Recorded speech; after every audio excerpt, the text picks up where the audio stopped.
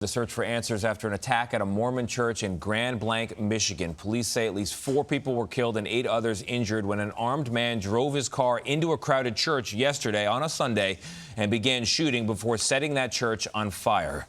Police quickly swarmed to the scene. They killed the gunman, but now the questions of why. Investigators are still trying to determine what the motive might have been here. They have identified the shooter as Thomas Jacob Sanford, a Marine veteran of the war in Iraq. Ian Lee has made his way to the church and joins us now. Ian, what have we learned? Good morning. The FBI is leading the investigation into the attack. So far, law enforcement isn't speculating on a motive, though they are treating this as an act of targeted violence. Police warn the death toll could rise. The active shooter at the church.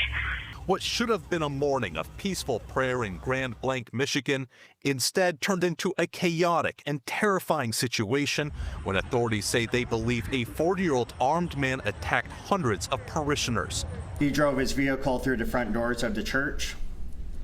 He then exited his vehicle, firing several rounds at individuals within the church. According to the ATF, the shooter also appeared to have intentionally set fire to the church, possibly using an accelerant. I need manpower up here ASAP. I have people trapped in the building. Grand Blanc's police chief says within 30 seconds of receiving the first calls, officers arrived on scene. They engaged in gunfire with that particular individual, neutralizing that suspect, and that suspect is no longer with us. 10 gunshot victims were taken to the hospital where 2 died.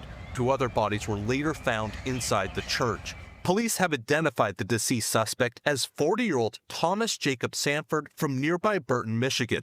CBS News has learned that Sanford is a Marine who served from 2004 to 2008 and was deployed as part of Operation Iraqi Freedom.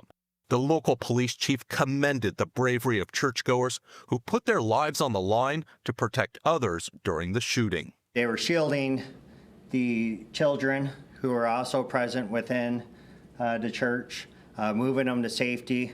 Just hundreds of people just practicing their faith, just extreme courage, and that's the type of community that we are. Stories of heroics are already starting to come out. We spoke with a man who helped people flee into the woods. He and his wife also helped some elderly ladies escape in their car as the gunman shot at them. He says they only sustained minor injuries from shattered glass. Ian Lee, thank you.